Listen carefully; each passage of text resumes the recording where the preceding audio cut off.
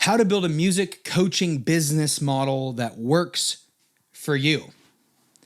The value you're going to get from this video is understanding how can you build a music coaching business that's going to bring you the life you want, which what do you want to do? You want to wake up every day.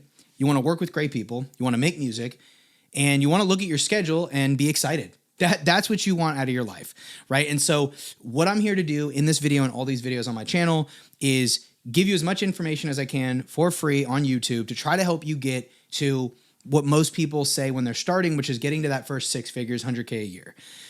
Obviously in these videos, there's no income claims. This is a free YouTube video. So I'm not sitting here telling you or implying that if you watch my videos, you'll go make money. There's no chance I could do that. Now, if you don't know me, my name is Lee, Leezy the Gifted. And I started a music coaching business teaching recording artists how to produce their own songs. So I taught them how to produce, mix, and master. I was $25,000 in credit card debt when I started that, grew it to $20K a month. Then I doubled my business the next year. The year after that, I was like, look, I want to teach people how to make money. I love the business marketing and sales. I do love the music side, but I really love the business marketing side. Like that's what I'm passionate about. And learning all that stuff changed my life. And so I want to help other people see that same impact. So I started Music Money Mastery in 2025. I was helping music producers and music coaches get premium clients and build an online business. 2026, I decided, let me niche down to just working with music coaches. But in 2025, I scaled from 0 to 25K a month in about 4 months. And now I'm helping just music coaches. So let's get into the video. Again, the value you're going to get from this is you're going to learn what it actually takes to build a business that you love. It's going to be kind of a mixture of like tactical / ideas / strategy stuff. It's not like you could watch this, go to your computer and go do something. But I would argue that the video, I have a little plan here. I would argue that the video is note-taking worthy, right? So I know sometimes when I do these full talking head videos, they're not always note-taking worthy. I'm trying to be better. So no iPad split screen today, no Google Doc, none of that. If this is your first time coming here, you probably don't even know what I just meant, but whatever. So let's get into it. I've got 1, 2, 3, 4, 5 points on how to build a music business model that works for you. The first point, it needs to work. Okay. So here's what I mean. In the online information space, there is, in my opinion, a section or a sector. By the way, we have black coffee today. Why am I lying? There's a little bit of cream and a little dash of sugar in there. Oh my God. I'm not perfect. So in the online business space, there's a section of the space that's a little bit too much on the build a business that you love part. Like they're a little too much on the love part and not as much on the business part. And what I mean by that is a lot of people will pitch a business model that sounds super sexy. Dude, everybody, because we're all, look, I'm in this boat. I'm in this boat too. We're all trying to sell our model. End of the day. Like we're all trying to sell our model. Everyone says their model is the best model. Okay. So it's kind of up to you to pick which one is the actual best, right? Like I teach my clients how to run Instagram ads to get people to your Instagram profile so you can get leads quickly, so you can DM them, book calls, and close calls quickly and profitably. And like, honestly, my model, it fucking works. Like I've got 2 clients right now doing 10K a month, averaging that. I've got multiple clients that are this close to hitting 10K a month. Everybody, I don't want to say everybody, 90, I'll go do the math, but I think it's somewhere between 95 and 99% of my clients that enroll with me at least make their money back or get a high ticket client. Like everybody who enrolls, who pays me, they make money. Everybody. I have not had a client not make money. So obviously what I do works for me and it works for my clients. But dude, I'm not going to sit here and say I'm the only thing that works. There's other things that work, right? If you want to do, for example, a low ticket funnel, meaning you build a low ticket course for $7 or $100 or whatever, and then you like get people to buy a couple of courses and then book a call with you to buy your high ticket program. Like that works too. I haven't done that for myself yet, and I have not done it for clients yet. So I can't say if it works for me or not. Maybe it will down the road, but that could work for you, right? There's also call funnels, which I'm running a call funnel right now where I run ads straight for someone to book a call. There's no Instagram follows or DMs. That works too. That's one of the best funnels. There's webinar funnels where you get people to sign up for a training and you sell one to many. Like there's so many different things you can do and they all work. They all work and they can all work for you. But it really just depends on your specific business, your niche, your offer. Do you have client results? It also depends on what you like and what you want to do. It depends how much money you have for ads. Like there's so many factors that go into it. But when it comes to building a business model that works, the most important and the first thing is that it works. And what I mean by that is you don't want to just do something that you love. It needs to work. So I'll give you an example of what I mean. I've gone on sales calls with, in the past, music producers and coaches, and they wonder if what I do works. And they're like, well, I know it works because I've literally seen you do it and I've seen other clients. I just don't know if it'll work for me. And I'm like, why? And one of the main objections, I've had this multiple times, is, well, how many DMs do I have to send? And I'm like, wait, before I even answer that, why are you asking? What difference does that make? Well, I don't really want to be in the DMs all day. And it's like, well, dude, if you're below 10K a month, it's kind of not smart for you to be that picky. Like that's kind of like, I personally don't think that's smart. I think you should just do whatever. Like when I was below 10K a month and I was trying to figure it out, my mindset was like, I will do whatever it takes. I don't care what I have to do. I'll do whatever it takes to get there.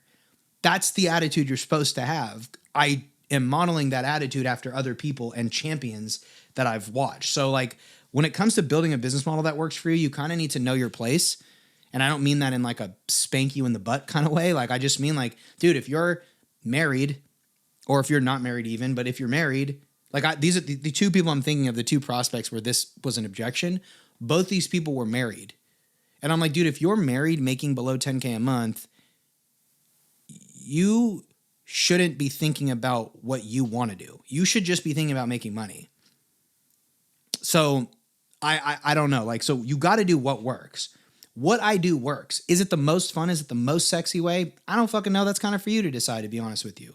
Okay, one of my clients, Allie, who's averaging more than 10K a month right now, she's going on record, and I got a video of her being like, this is so stinking fun. I'm really enjoying my business. This is great. So she loves it. My client, Ange, who's also doing 10K a month, is like, dude, my fucking life and business is super dope. Like, this is great. So I don't know.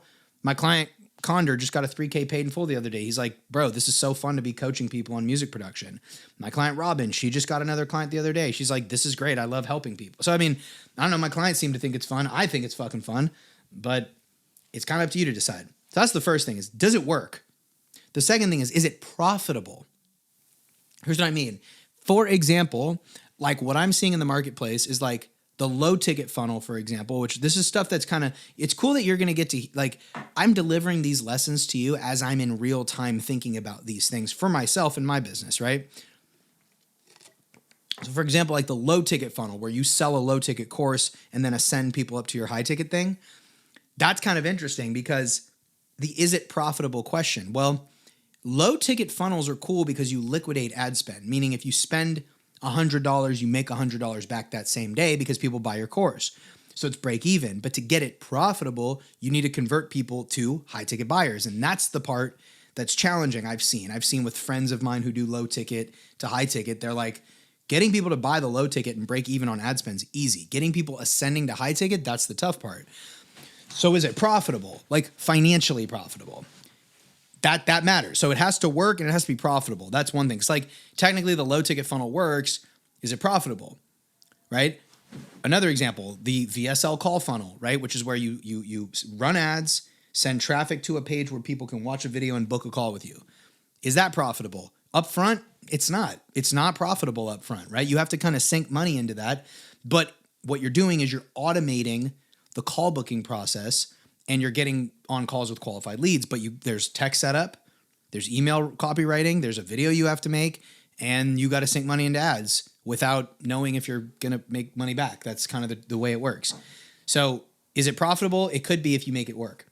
The funnel we run, which is, I call it the music social funnel. Essentially, you run ads on Instagram and keep them on Instagram to your profile. It's profitable pretty much. I mean, if you do what I tell you to do, which is DM everybody, DM correctly, book calls, have your whole pre-call sequence set up, and then like you do sales the way I tell you to do sales, which the way I'd tell people to do sales is pre-handling objections in the sales call, pre-handling objections before they even get on the fucking call so that you don't have to be sleazy and you don't have to be pushy and that you don't have to objection handle that much. I also give you the framework to actually run the sales call effectively to pre-handle the objections.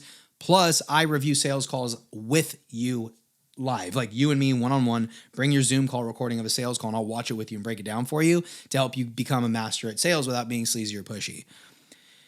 So that funnel, if you run it correctly and you do what the fuck I tell you to do, which like, why wouldn't you? I'm doing most of the work for you up front, is profitable. Like one of my clients, I made a whole video about this, so far up to this month has spent $465 on their ad and has made $4.5K in cash collected within a 2-week period, spending $25 a day. Took 6 calls, closed 2 at a $3K price point. Cost per call taken $78. Cost to acquire a customer is $233. Think about this. Cost to acquire a customer is $233. So my client spends $233 and charges $3K. Sometimes my client will get someone to do 2 payments of $1.5K. So even if they do spend $233 to make $1.5, that's still hella profitable. So what we do is profitable. Okay. The next thing you need to think about, does it work? Is it profitable? The third thing is, does it work for your schedule? Scheduling is important. Me personally, I prioritize my health over everything, my physical health, sleep, working out, and eating. And what I mean by that is like, I'll give you a quick example. One thing in my schedule that's really important is taking a lunch break. I'll tell you what, in 2024 and 2025, I was not very good at taking lunch breaks, meaning I would just work through lunch. I'd have a breakfast. I would do intermittent fasting, which I don't really do as much anymore, but I would do really late intermittent fasting. Like I wouldn't eat until 10:30, 11, or 12 p.m. I wouldn't eat. And I'd be like fucking starving up to that point. I wouldn't eat. I'd eat at like 12 or 11, but then I wouldn't eat again until 5, 6, or 7 p.m. It kind of messed up how I was feeling. I didn't realize it until now, but it messed up how I was feeling. It also, I wasn't losing weight and getting in shape. What I've now learned is what works with my schedule is like I look at my calendar, I'm like, cool, in the middle of the day, I'm going to take a 1-hour lunch break. And if I can sneak in a 2-hour break in the middle of the day, I'm going to go for a walk too. So I'm going to cook, eat, and walk. And that's a nice way to get off my ass, off the chair, which we all know sitting is not healthy as much as I do it and we do it. It's super unhealthy. Get up off my ass, go make food, take a break, go for a walk, call with a friend, get some fresh air. That's important to me. Now, not every day can I take a 2-hour break, but on the days where I can take a 2-hour break in the middle of the day, I will. I also work out in the mornings. At night, I don't work past 6 o'clock. Sometimes I'll sneak in a little bit of work at 6:30 p.m., but then I'm like, cool, making dinner, being with my wife. Like, so I fit my schedule to where I can live my life the way I want, prioritizing my health, my wellness, and my marriage. So does it work with your schedule? Now, by the way, you can make all those business models I was talking about, the low ticket, the call funnel, fucking webinars, the social funnel that we run. You can make any of those work with your schedule. Like to me, I had a really interesting conversation with a friend. I have a really good friend of mine. His name is Nick Neville. Shout out to Nick Neville. I'm confident he's not going to be watching this video, but give him some love. He teaches sports coaches how to build their businesses online. He's a fucking gangster. He's one of my favorite people. He's really smart, makes a lot of money. I had a call with him and I said, hey man, I have a limiting belief and I want you to break it for me or help me break it. I said, my limiting belief is like, I want to scale to 100K a month, but I believe that my life will suck to get there. And I believe that even when I get there, my life will suck. I know that that's not true, but I'm having trouble believing that. And here's what he said. He said, definitely stupid, definitely not true, but here's how you make it not true. You have to put constraints on your business. I was like, okay, what do you mean? He's like, add constraints now. When do you go to the gym? When do you spend time with your wife? When do you cook? Add the lifestyle constraints first and make the 100K a month fit around your schedule. That way, when you go all the way there and you get there, you're not sacrificing the things that make you happy. I was like, great, that's perfect. So it has to fit with your schedule. Number 4, this is the next part. Does your business model fit in alignment with what you love doing? So I know what I love doing. I love making music. That's like my fucking favorite thing is just sit here fucking by myself and cook up music. Pull up Splice, pull up my microphone, mix and master. Like I love doing that. I even love editing my little vertical micro music videos. Like I do genuinely love to do that.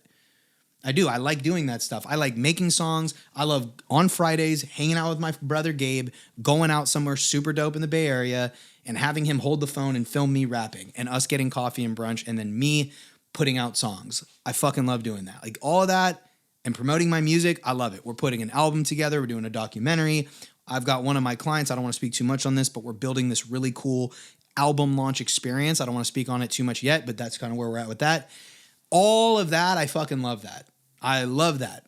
You know what I don't love doing? Concerts. I don't like performing. I like being on the stage, but everything else that goes around performing, putting on the show, getting with the venue, promoting it, selling to, I fucking hate all of that stuff. I fucking hate it. I have not done a show since September 2023 for that reason. I don't like that stuff. I don't want to do it. I don't want to do it. Not fun. Not enjoyable. Not what I want to do. Touring, no thank you. I'm a homebody. I'm a sweats and slippers and my cup of coffee guy. I want to be here in my little workstation and that's it. I want to travel for fun. So I don't do those. That's why I structured my coaching business the way I did. So I love making music. I love coaching my clients. I love getting on Zoom calls one-on-one with my clients, helping them build their businesses. I love getting on Slack, which is like how we have our community. And I love having fuckloads of one-on-one messages with all my clients and me having to sit here for 30 to 45 minutes responding to everyone. I literally enjoy that. Sending voice notes, making Loom videos, making assets for my, like, I enjoy that shit. I love it. I love one-on-one calls. I love the Slack. I like getting on group. I fucking love my group calls. I have 3 group calls a week right now. 1 with my rapid fire music production people, 2 with my music money people. I love those group calls. So I like doing those. Okay, so I'm gonna do those. I like making these YouTube videos. I love making these YouTube videos. You can tell I'm a yapper. I talk. I love talking. I love talking in my room by myself. I'm a fucking weirdo. And putting it out on the internet. I love it. It's fun. It's enjoyable for me. I like editing the videos. Like, it's super dope. Here's what I really don't fucking like doing. You know what I don't love doing? Instagram content. I kind of like it the way I like to do it. But like that rat race of Instagram content, I'm like, dude, I fucking hate it. I don't like it. I don't like consuming Instagram content. I feel toxic when I consume Instagram content. I feel shiny object syndrome and entrepreneur ADD and just overall not good when I consume Instagram content. When I consume YouTube content, depending on what it is, most of the time I feel pretty good. It's long form. I can go in depth. I can really learn something and get something out of it. When I make YouTube content, I feel good. I love making YouTubes. I even like editing the videos. They're kind of fun. But Instagram, not that much. I kind of like playing on the Instagram Edits app, but for example, competitive research on Instagram, where you go through Instagram videos and you find hooks that work and you grab the hooks and then you model your hook after their hook and then you script it using Claude or using ChatGPT. I hate that. Then I hate sitting here pulling, I don't have my phone on me, but pull out my phone, sit and look at the camera, reading the script, going back and forth, filming the video, and then editing it. I fucking hate all of that so much. I don't like doing it. I think it's a waste, and I don't think there's ROI to it at all. Like barely any. I think the amount of work you have to put in to dominate in that world and then the amount you get back is not very good. Maybe it's because I'm not that good at it, but I don't fuck with it. YouTube, on the other hand, I do love. So I do YouTube. Sales calls. I do like getting on sales calls with qualified prospects. You know what I don't love doing? I hate getting on sales calls with disqualified prospects. Well, Lee, everybody hates that. Yeah, but at some stage in your life, you're willing to do it. Like years ago, in that stage of my life, I was like, I'll get on a call with anybody. I don't give a shit. Like, I'll get on a call with anybody. I don't care. Even if I don't close the deal, at least I'm getting sales practice. I have clients where when you start out with me, I tell you, hey, man, or girl, I have women too. But I call everybody bro and dude. So let's just say bro. Hey, bro. And even if you're a girl, I have a client named Robin. I'm like, hey, Robin, I'm going to call you bro. She's like, great, I'm calling you bro too. So it's all G. So anyway, I'll say, hey, bro, because you don't have that much sales experience, you need to get on as many calls as possible, and you're going to take calls with people who are broke, and you need to get the practice. Trust me, long-term, this is what you need. But I've done that for fucking years. I don't want to do that anymore. I don't. I'm not going to get on a call with someone who says in their Calendly, I have no money to invest. I'm like, well, fuck off. I'm not going to talk to you then. I teach you how to run paid ads. If you already in a Calendly are putting you don't have money to invest, fuck that. I'm not going to get on a call with you. So I don't like doing that. Now, if someone's financially qualified and they're on the fence about working with me or they're on the fence about my program, I'm like, let's get on a call. Great. I would love to talk to you because I'm pretty confident I'll close you. And if I don't, I don't care. As long as I close 3 or 4 out of 10, I'm fine. I'm happy. So that's my thing is I don't want to get on calls with brokies. The other thing I don't necessarily love, I've realized, is like all of the thought process that goes into like strategies of funnels and ads. Like I am kind of into it and I do know it, but I'm kind of getting tired of it. I'd rather hire a growth operator to help me with that stuff. Help me build building landing pages. I'm like, oh, bro, no, thank you. Like, I do not want to do that. I don't want to build landing pages, figure out funnels. I just like, tell me the funnel strategy and then you go build it, or tell me the funnel strategy and I'll build it. GHL, emails, automatic. I'm like, oh my God. Like some people are super into that shit. I'm like, no. No, I don't want to do all that. I don't want to do all that. So you need to know what you love doing. You know what I mean? And then I would say the final level is it in alignment with your vision? This is a tough one. For me personally, my business right now, 1000% is in alignment with my vision. And I would say that that's the biggest reason that I pivoted from teaching recording artists how to produce music to teaching people how to build coaching businesses. Because although I loved the work that I did in rapid fire music and I loved the human beings that I served, and it was great. I was like, dude, yes, you're helping people learn how to produce music, but if you can help people make money, go to the grocery store and buy groceries from their coaching businesses, from music coaching businesses. Like people are going to make money from their music and you can help them do that. I said, that excites me more. Like that's a 10-year vision for me, right? Now, if I helped let's say I help, if you were to tell me, Lee, you could either help 1 million recording artists learn music production, or you could help 1 million expert musicians build coaching businesses that they make a full-time income. Which is more exciting to you? I'm like, helping people make money, of course. That's more exciting to me. And that's more in alignment with my vision. So my business right now, does it work? Yes. Is it profitable? Yes. Does it work on my schedule? Yes. Is it what I love doing? For the most part, yes. Not everything, but for the most part, yes. And is it in alignment with my vision? 1000%. So the way you can look at it, and I don't know if you noticed the way I did this, but it's in order of like, kind of like priority. There's this thing, what's his name? Maslow's hierarchy of needs. This is not at all that, but this is sort of like Leezy's hierarchy of building a profitable music business. The first thing is like, it needs to work. So before you're allowed, in my opinion, you're allowed to do whatever the fuck you want, dude. I'm not your boss. But first, does it work? You have to do that first, no matter what else. Next, okay, is it profitable? Because can something work and not be profitable? Well, like we were talking about the low ticket funnel, it works, but is it profitable? I don't know. But like it has to work first. So does it work? Yes. Is it profitable? Okay. Does it work for your schedule? Yes. Okay, great. Is it what you love doing? Because it could work it could work, be profitable, and work with your schedule, but it's not shit you love to do. That's true. Okay.